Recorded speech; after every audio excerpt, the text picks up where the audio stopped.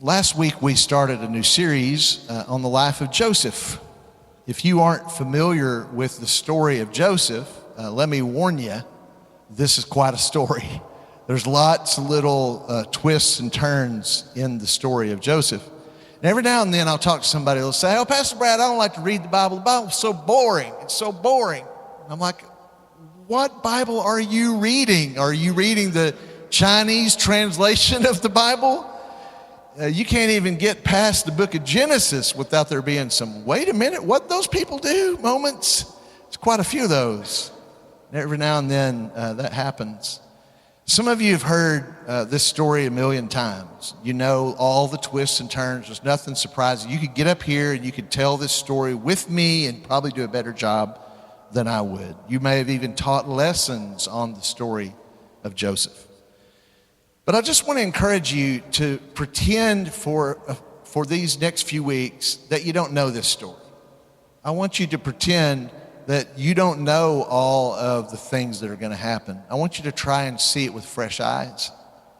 When you do that, I think that what you'll discover is some truths in the story of Joseph that you may have either missed or forgotten, things that you need to remind yourself of. I want you to put yourself in Joseph's shoes. I want you to try and imagine walking through this journey yourself, experiencing it without knowing what's going to happen next, being surprised at those twists and turns.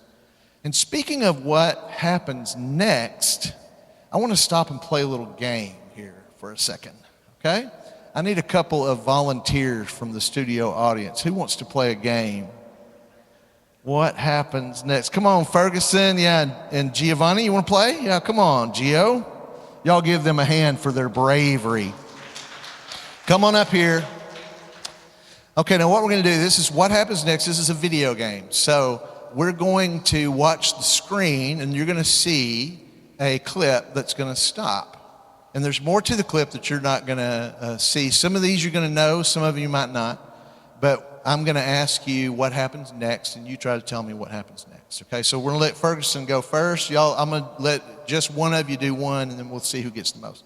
So here's the first one. I guess if this thing comes up short, he can field it and run it out. All right, here we go. 56-yarder. Does not have the leg. Okay, Ferguson, what do you think happens next? What happens right after that? I think he runs it down the field, but gets tackled near the middle. He runs down the field, gets tackled in the middle. Okay, now let's see the next clip, see what happens. Does not have the leg. And Chris Davis takes it in the back of the end zone. He'll run it out to the 10, 15, 20, 25, 30, 35, 40, 45, 50, 45. There goes Davis. Oh, my God. Davis is going to run it all the way back. Auburn's going to win the football game. Oh, my goodness. He made it all the way. That's the famous Auburn kick six when they beat Alabama in the Iron Bowl a few years ago. Everybody remember that one? Okay, so we're 0 for 1 right now. Okay, now, Gio, you're going to do the next one. You've probably seen this one before.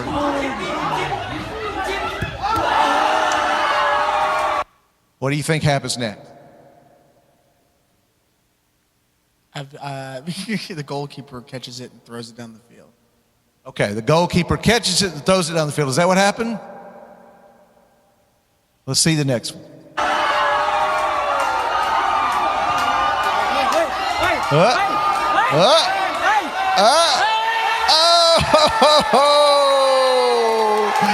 Okay, we're both goose eggs right now. Okay, so here's the next one. This is this is a very dynamic video here. Evan, there's been a lot of changes this offseason for your team. How do you feel your chances are in the AL East? Okay, Ferguson, what do you think happened? I don't know. Okay, just take a guess. I think he gets hit, or I think that bat over there flies over near him. The bat over there flies near him. Okay, let's see what happens.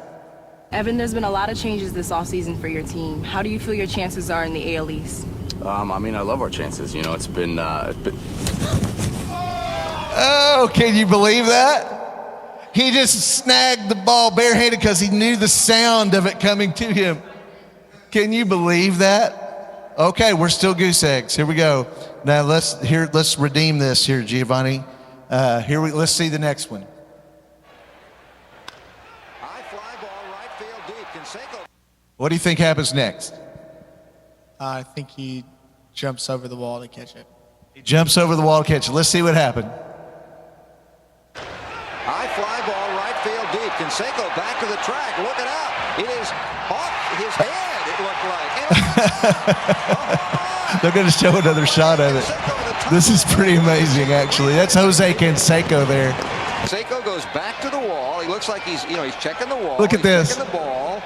He's looking. The ball reaches up. It hit him in the head, and it was a home run. Oh, my goodness.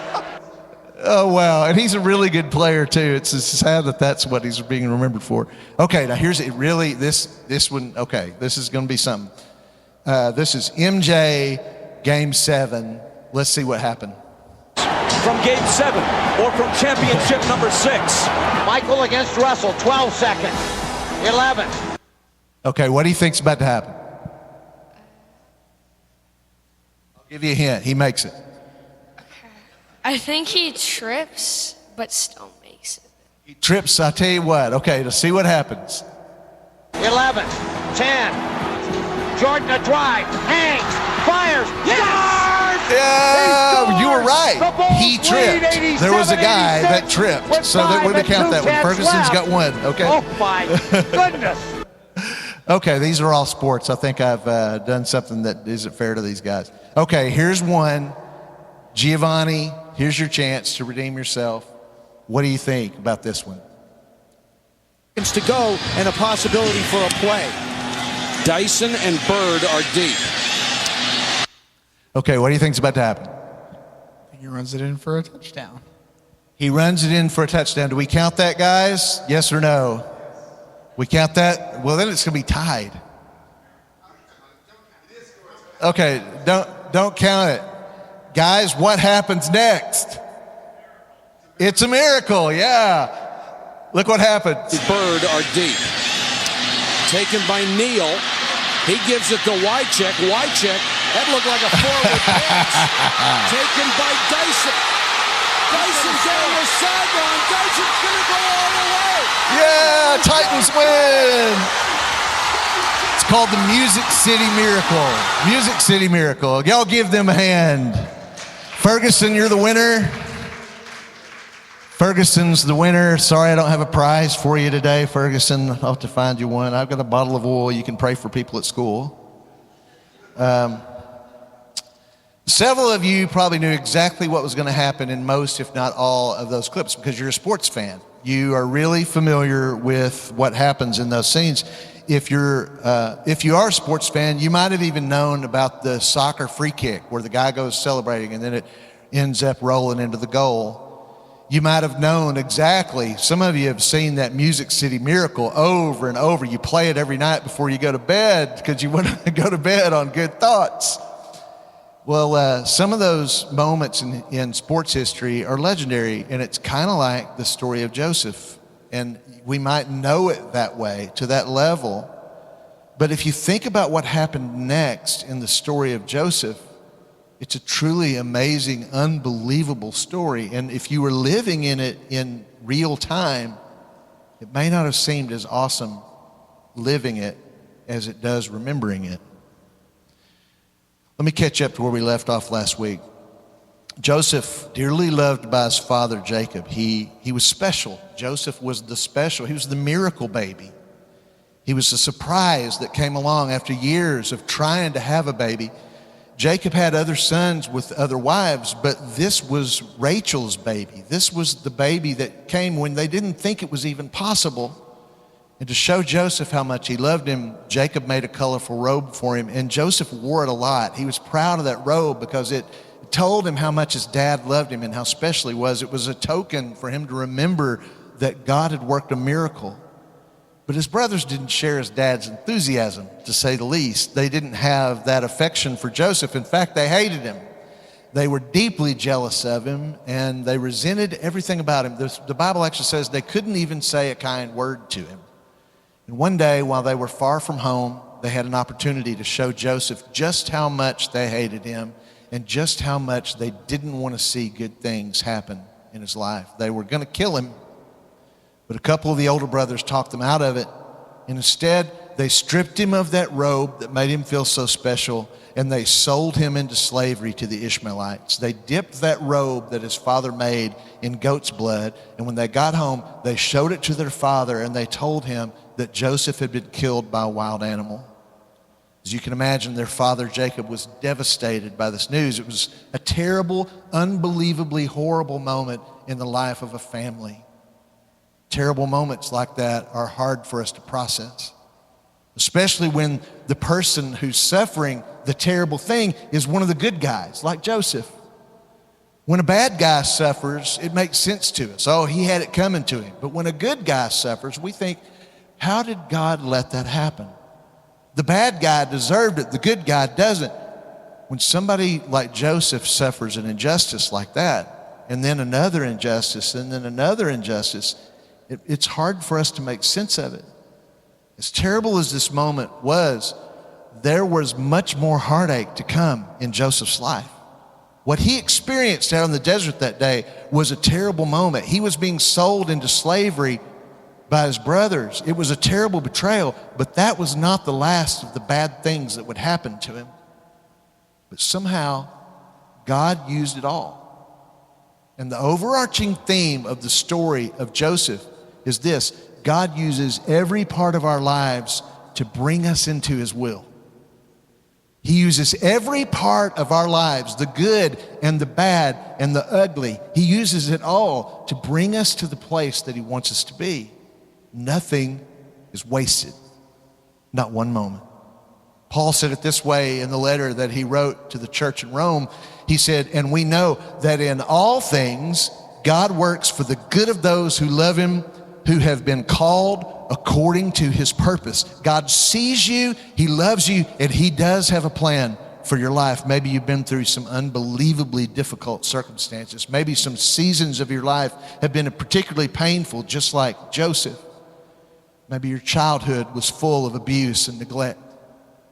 Maybe you suffered through a troubled marriage that ended in a painful divorce. Maybe you lost someone that you love, and the pain from that loss has stayed with you. That heartache has affected everything in your life. It's kept you tied up in knots. Whatever your story may be, I want you to know that God can and will even use those darkest moments of your life, the darkest seasons of your life, to bring you into his will. It's what he does. He doesn't cause those dark moments. He uses those dark moments. He doesn't cause your pain, but he will use your pain. You better believe it. He doesn't cause unfair and abusive situations to take place in our lives, but he will use terrible and abusive situations in our lives to bring us into the place that he wants us to be, because God works it all together for the good of those who love him and are called according to his purpose. And when we left off last week, Joseph was heading off in a caravan with his distant cousins, the Ishmaelites. And in just a few moments of his life, like that, he went from being a loved and treasured son to being a lowly slave. Now he was somebody else's property. And it says in 39:1 of Genesis, "Now Joseph had been taken down to Egypt. Potiphar, an Egyptian, who was one of Pharaoh's officials, the captain of the guard, brought him from the Ishmaelites who had taken him there. The Lord was with Joseph, so he prospered, and he lived in the house of his Egyptian master." And that's interesting to me. Even though Joseph was a slave, it says God's hand of favor and blessing was on Joseph's life. And this is an important thing to recognize for your own life. When you're walking with God, his favor rests upon you. When you are truly walking with him, his favor rests upon you. And that seems like a nonsensical thought in this situation. How could you say that Joseph had God's favor on his life when he's a slave? How can somebody who has God's favor on them belong to somebody else and have no rights and no ability to do anything for their own good and their own pursuits, how could a slave be blessed? Those seem like incompatible realities, but they're not. God's favor is not determined by the position you hold. God's favor is not determined by whether or not good or bad things are happening in your life. God's favor is revealed through the way you prosper. God's favor is revealed by the fact that when you are enduring hardship, He still blesses you. When you're enduring hard times, He still walks with you. What did it mean for Joseph to prosper when he was a slave? It meant that even though he was in a lowly position, and even though terrible things had happened to him, things he didn't deserve, things that he didn't want to happen, even though he had endured hardship, God was still blessing him because he was still walking with God. He was entrusted with greater responsibility. He gained the respect of the people around him. And even though he was a slave, God's favor was elevating him and elevating his standing among the people that he worked with. When his master saw that the Lord was with him and the Lord gave him success at everything he did, Joseph found favor in his eyes and became his attendant. Potiphar put him in charge of his household, and he entrusted to his care everything he owned. And this is what I want you to see in this. The favor of God is obvious to people around you. Even though you might be going through something terrible, and you might be saying, "Where are you, God? Can't you see me suffering here? This isn't fair. Lord, I don't understand why you would allow this terrible thing to happen in my life." When you're walking with Him, the favor of God that is on your life is obvious to the people around you, even when you are suffering. Why is His favor obvious? It's obvious because people who live their lives to please God live differently than people who live to please themselves. If you're living to please God, you live differently, and people notice. And then when they see God's favor resting upon you, they can see that there's a connection between the way you are choosing to live and the blessing and favor that they see released in your life. There's a connection, and people see it. And here's the part of the story that you can't miss. God's favor was placed on Joseph for a reason. This wasn't arbitrary. This wasn't at random. God had placed His favor on Joseph for a reason. God's favor wasn't placed on Joseph simply because God liked him. God's favor wasn't placed on Joseph because He felt sorry for him. It was placed on Joseph because of the way Joseph lived his life. God's favor was placed upon him because of his relationship with the Most High God. He may have been a slave, but he didn't think like a slave. He didn't act like a slave. He didn't allow his unfair circumstances to cause him to lower his standards and his expectations. He didn't decide, well, if I'm going to be a slave, I might as well do what the slaves are doing. He didn't allow himself to say, my circumstance means that I can let myself off the hook. I don't have to try and please God in the way that I live. He didn't let his circumstance affect his character. You may be thinking, well, Pastor Brad, this is a problem for me because I'm not really sure if anybody else can see God's favor on my life and His blessing on my life, because when I look, I'm not sure that I see God's blessing and favor on my life. If I look at my life, I don't describe it as favor. What do I do now? When you have trouble seeing God's favor on your life, it's usually for one of two reasons. Number one, it's because you've lost perspective. Sometimes that's the problem. You don't see God's favor and His blessing because you're focused on the wrong thing. You're focused on the things that are not the way that you want them to be. God's blessing is there. He is blessing you. He is doing things for you, but you don't recognize it as blessing because you're not satisfied with how He is blessing. You've lost perspective. You don't see the fact that God is putting food on your table and a roof over your head because your car's not working. You don't see the fact that God is blessing your children and good things are happening even though there's trouble in your marriage. When you look for the hand and the blessing of God, if you're walking in relationship with him, you will see his favor. The problem is sometimes we come to the place, we take his favor for granted. And we say, Lord, I'm not content with just this. It's a lot like the children of Israel out there in the wilderness. Remember those guys out there complaining? God was giving them manna every day, but then one day the manna wasn't good enough. God parts the sea and they walk across on dry ground. He destroys the army that is coming behind him. He works an amazing miracle. And then you turn around in the desert and say, why in the world did you bring me out here in the desert to die? Sometimes we're an awful lot like the children of Israel. I hope you'll hear me. A lack of gratitude is a sign that you have lost your perspective of the goodness of God in your life. When you lack gratitude toward God, you have lost sight of the good things that he has done and is doing in your life. If you can't see good things that God's doing in your life, it could be because you're too busy looking at what you think he's not doing. Too busy looking at what he's not doing to see what he is doing.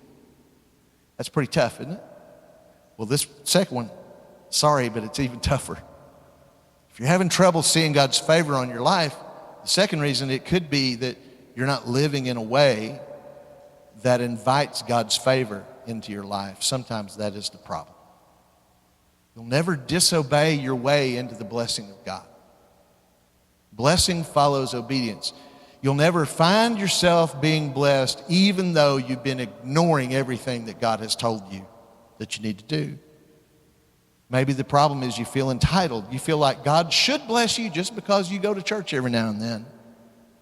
You feel like God ought to bless you in spite of how you're living and the choices that you're making. And I'm sorry, I've got to be the one to tell you this, but it does not work that way. The blessing and favor of God is connected to the way we live. Joseph was blessed because of the way he honored God. Joseph was blessed because of the way he handled the things that were entrusted to him. If you want to see God bless you, what you need to start doing is begin viewing the responsibilities in your life, the things that God has entrusted to you, as precious things that he wants to see you use for his glory. If you want to see God's blessing unleashed in your life, live in a way that invites his blessing. From time to time, he put him in charge of the household and of all that he owned. And the Lord blessed the household of the Egyptian because of Joseph. The blessing of the Lord was on everything Potiphar had, both in the house and in the field. So Potiphar left everything he had in Joseph's care. With Joseph in charge, he did not concern himself with anything except the food he ate. And see, God's favor spills over into the lives of people around you. When you're walking in the blessing of God, not only do people see the blessing and favor of God in your life, but they experience the benefits of it. When you begin to walk in God's favor and you see him begin to unleash favor in your life, you know what will happen? The people who live their lives to please God add value everywhere they go. Every relationship that you're part of, you'll be someone who adds value. That company that you work for, they'll begin to prosper because of God's favor upon you. That relationship that you're part of, that friend group, they'll begin to see the blessing of God in their life because it's overflowing from your life. This church we blessed because of the favor of God upon your life. Your family will flourish because of the favor of God on your life. Your attitude, your work ethic, your character, those things should all serve as a blessing to the people around you. Now Joseph was well built and handsome, and after a while his master's wife took notice of Joseph and said, "Come to bed with me." Now, this is the really difficult part of this sermon. What I've said so far, that might be a little tough, but this is the difficult part. There's something that we all need to realize. God's favor doesn't remove temptation from our lives. It doesn't. I wish it did. Wouldn't that be awesome if the favor and blessing of God removed temptation from your life? One day God says, "Congratulations, Leslie. You have made it to level 2. And at level 2, you are going to love this because there's no temptation, there's no bad stuff. At level 2, all there is Bible reading and prayer and general awesomeness. That's it. Level 2, you're going to love it. Would you sign up for level 2? Oh man, I'd love that. But the truth is that temptation is part of living in a fallen world. Just like Joseph, you got people around you who don't understand anything about God and his kingdom. They just know you. They live the way that they live, and you live the way that you live, and they want to see you follow their pattern. You got people around you who don't understand what it is about you that makes you blessed. They're surrounded by sin and temptation. We are surrounded by sin and temptation because we're strangers living in a strange land, just like Joseph. He was a stranger living in a strange land. And no doubt that blessing and favor that was on Joseph's life that made him stand out among his peers, that was part of what attracted Potiphar's wife to him. She saw him and said, oh, that's a nice young man, but she didn't understand what it was about him that made him who he was. And I've seen it so many times. People drawn to somebody because they see the favor of God in their lives, and then in a moment of sin, everything changes, and they don't realize now that the sin's taken place, that person's not the blessed person they used to be. So when you're tempted by evil, you got to remember who it is that you're living for. You got to remember that you're a stranger living in a strange land. You're not like everybody else. You don't get to do all the other things that everybody else does because you belong to him. Amen? And Joseph knew that. Look at what he said. He said, no one is greater in this house than I am. My master has withheld nothing from me except you, because you're his wife. How then could I do such a wicked thing and sin against God? Notice he didn't say, how could I do such a wicked thing and sin against Potiphar or sin against your husband or sin against my boss? He knew that violating the trust of Potiphar would be a sin against God. He knew that having this relationship with someone else's wife would be a sin against God. He could have done what most people do. He could have just justified the situation and done what was wrong. He could have said, hey, I'm just a slave. I'm out here in Egypt. Nobody sees me. You know, my family's a long way away. Nobody knows. So I have to do what she says. She's my master's wife. I got to do what she says. This isn't really my fault. This is somebody else's fault. My brother's fault. He could have said, well, look at what's happened to me. Nothing about this situation's fair. This isn't right. I don't deserve this. I didn't do anything to be put in this situation. God's just going to have to understand, I got to do what I got to do in this situation. He might have said, hey, after everything I've been through, as hard as my life has been, there's got to be some grace here. I mean, come on. How much can one person take? What happens in Egypt stays in Egypt.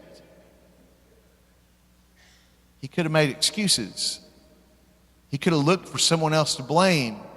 He could have just done the wrong thing and asked for forgiveness later. How many times have you heard that advice? But he didn't do any of that. And here's the principle. Character is most clearly revealed when it's tested.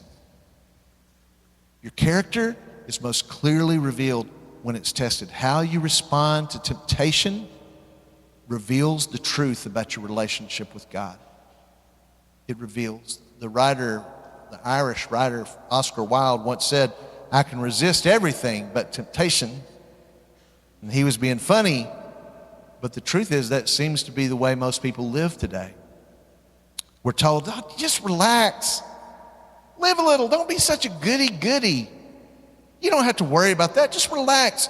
God loves you more than that. His love is bigger than you realize. His grace is more powerful than you know. You can always get forgiveness later. God knows your heart.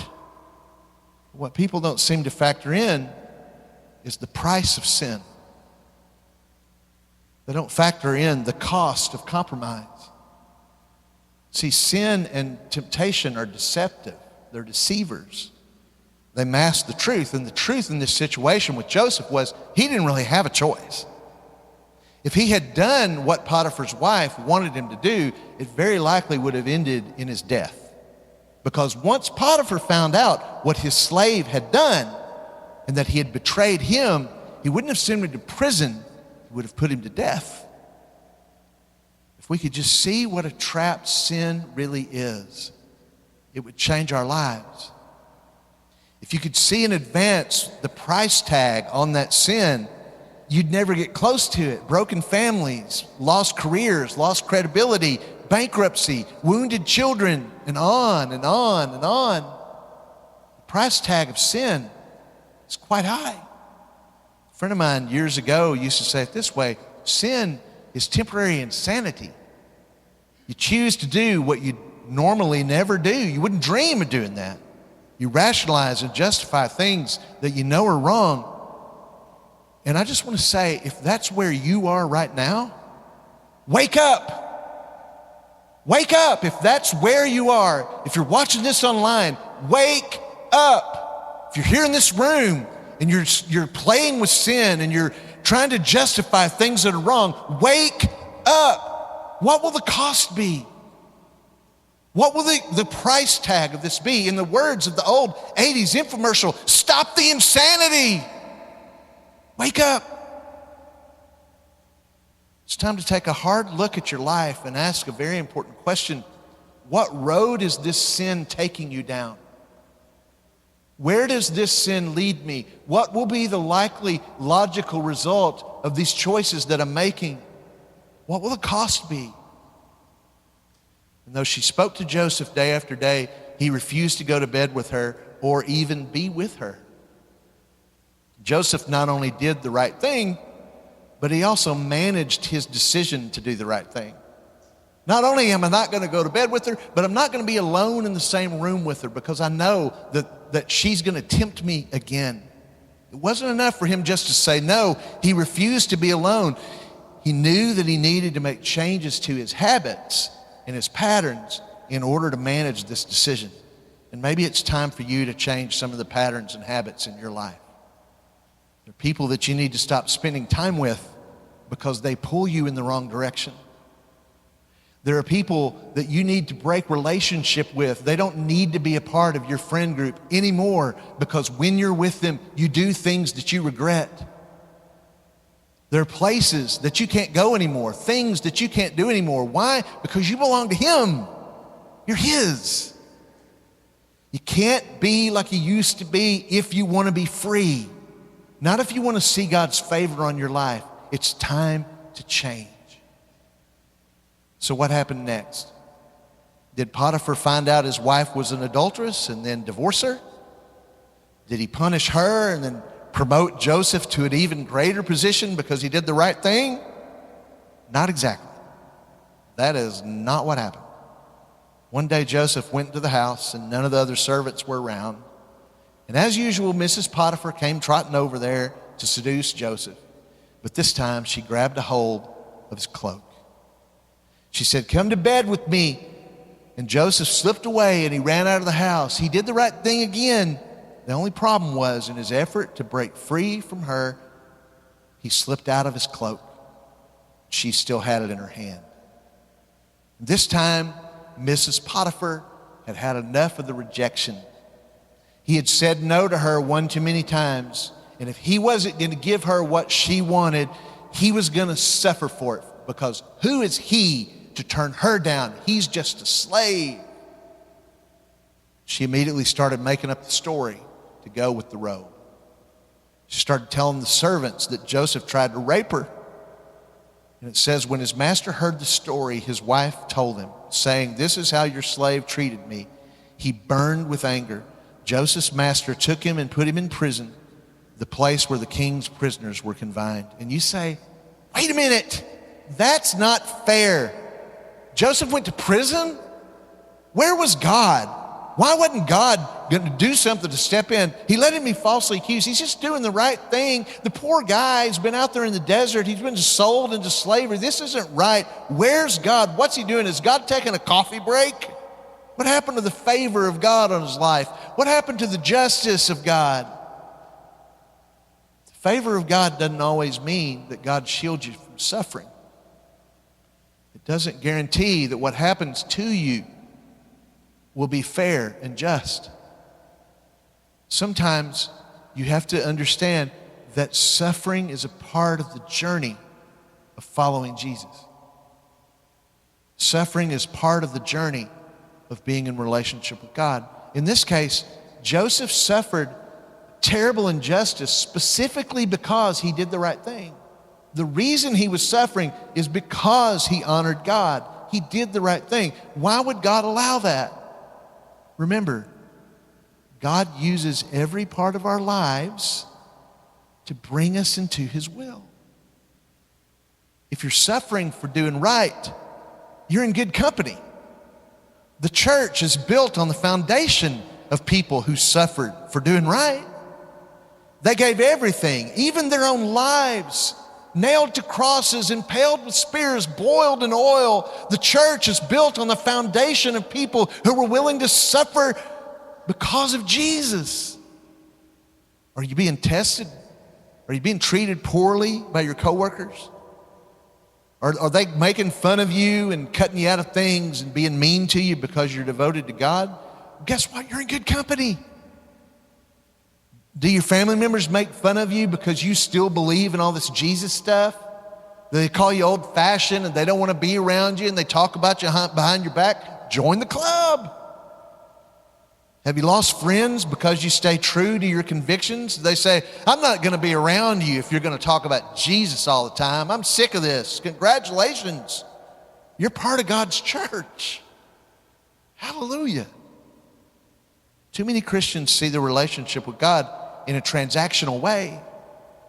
They kind of see it like putting money in a vending machine. I put my money in and I push the button and I get what I want. But I put my money in and push the button and I know exactly what's going to come out because it's what I wanted. But following Jesus doesn't work that way. Yes, you can know that God will respond to your faith and devotion with his blessing and favor. He will. But sometimes that blessing and favor that he gives you comes wrapped in difficulty and trial. Sometimes the setting of God's favor and blessing is hardship that you would never wish upon yourself or anyone else. But while Joseph was there in prison, the Lord was with him. What does the favor of God look like when it's wrapped in difficulty and trial? It's that sentence right there. But while Joseph was there in prison, the Lord was with him. He showed him kindness and he granted him favor in the eyes of the prison warden. So the warden put Joseph in charge of all those held in prison, and he was made responsible for all that was done there. Then the warden paid no attention to anything under Joseph's care because the Lord was with Joseph and gave him success in whatever he did. And there it is again. Even in prison, Joseph experiences the favor of God. Even in jail. It doesn't seem fair, does it? It's not how we would write that story. That's not the storyline we would choose. That doesn't make us inspired to think that this young man who did nothing wrong, who was the miracle baby, loved by his dad, would have this series of bad things happen to him. We want to see him rewarded. He's the good guy. Why would God let the good guy suffer? Where was God? Why would he be letting this happen to him? And now we have finally asked the right question. Why? Why was God allowing this? And the truth is, in that moment that Joseph was living in, there was only one person who knew the why. There was only one person who knew why God would allow Joseph to be in prison, and that was God himself. No one else could guess. No one else could give him wisdom. Nobody else could counsel him to make him feel better because only God knew the reason for this. And the truth is, if God had told Joseph why he wanted to put him in prison for a while, it probably wouldn't have made Joseph feel any better at all. He probably would say, you're going to do what? You're going to rescue who? You're going to use me to deliver them? I don't think so, God. Sign me up. I want to go to cell block D. I want to talk to somebody else. I want to be a part of somebody else's club. You want me to be part of that? It might have made things worse if Joseph had known the why. And here's the simple truth that we all need to accept. God knows the reasons because God knows the plan. God knows the reasons because God knows the plan. He's the only one who knows what he has planned. That's why he says things like, vengeance is mine, saith the Lord, I will repay, because he knows what he's got in mind. If we take the opportunity to get the vengeance and get the return for whatever injustice has been done for us, we might short circuit the plan of God, and he's got to work around our complication of things. God doesn't always tell us the reasons or the plan, because if you knew the plan or the reasons, it wouldn't make you feel better. We want things to be fair because we care about what's fair. We've been trained to think about what's fair and what's not fair, but God doesn't see things through the lens of fair and unfair. He sees things through the lens of his unfolding plan, of what he is trying to accomplish in the earth. Joseph went to prison because a bitter, manipulative, sinful woman accused him of something that he didn't do. That is not fair. But God used it. He didn't cause it. God didn't cause Joseph to go to prison. But he used it. And I don't know all the things that have happened in your life. Maybe you've gone through some unbelievably terrible stuff. Things that if we sat here and told stories, it'd take us all afternoon to hear all the things that happened, and we'd all be in shock and cry and hug because of how terrible it's been. Maybe you went through some things that left you deeply wounded. And you've always asked the question, why, God? Why? Why would you let that happen to me? Why me? And the answer to that question is found when you keep living your life in a way that invites his favor into your life. See, the way Joseph found out the why was he stayed faithful to his God. The way Joseph discovered the reason is because he walked the path that God had planned for him. He walked the path. He didn't trouble himself with why God was allowing this moment to happen. He stayed faithful to his God. And you just may find that the reason why God allowed things to happen in your life is far greater than you could have ever imagined. You could never understand how God would use the pain that's taken place in your life because he wants you to share what you've learned from him with somebody else in pain. If you're going through something right now, or you've gone through something terrible in the past, I have really good news for you. Even if you've messed it up big time, you can still walk in God's favor. It's not too late. You can still get it right. You can still live your life in a way that invites God's favor, and everybody around you who's been watching the mistakes and the dysfunction and the train wrecks, they'll look at the difference that takes place in your life because of God's grace at work, and they'll go, wow, something has happened in that person's life. They're not the same person they used to be. Because praise God, there's a whole bunch of people in the room right now who can say, that's my story. I'm not the same person that I used to be. I'm not who I'm gonna be. I haven't been perfected in him yet, but one of these days, I'm gonna walk through the gates and the streets of gold, and I'm gonna hear him say, well done, because that's what I'm living for. That's the cry of my heart, to hear him say, well done. You can still walk in his favor. And that's the key to everything. when you live to please Him, when you live your life to become more like Jesus, He turns everything around and He makes everything new. Because that's what He does. It's who He is. So if that's you, I'd love the opportunity to pray with you. I'd like to ask everybody to bow your heads, if you would. I want to give you a moment to process this. Look back over the things that have happened in your life. Trace those steps. And have you been asking, why God? Why me, God? Do you want to find out that reason? The answer to finding the reason why is to walk the path that He has set before you.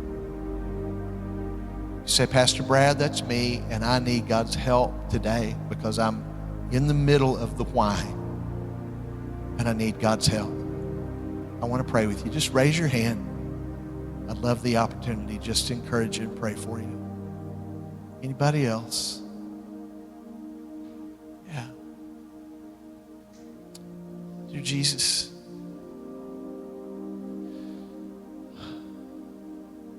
I thank you that you really are the rewarder of those who diligently seek you. You really are. Sometimes that reward looks different. It comes in a different time than what we want. But it's who you are. You're the rewarder of those who diligently seek you. I pray for my friends right now, carrying pain from the past, questions why, struggling so hard against life. It seems like one thing after another, and they say, here we go again. Pray they'd settle into the fact that you are the one who directs their life. You hold our lives, our hearts in your hands. I pray they'd begin to rest and trust in the fact that you're in control. And that if you're in control, it's good. It's all going to be good because you're the one directing it. Let your grace and your peace wash over them. I pray that all the resentment over what has happened will be washed away,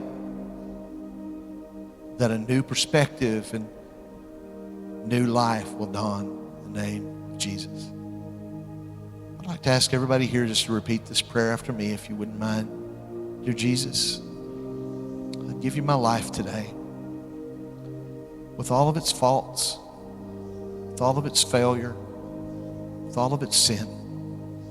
And I ask you to forgive me, cleanse me. I choose you. I believe in you. I want to please you. So make me new. In the name of Jesus.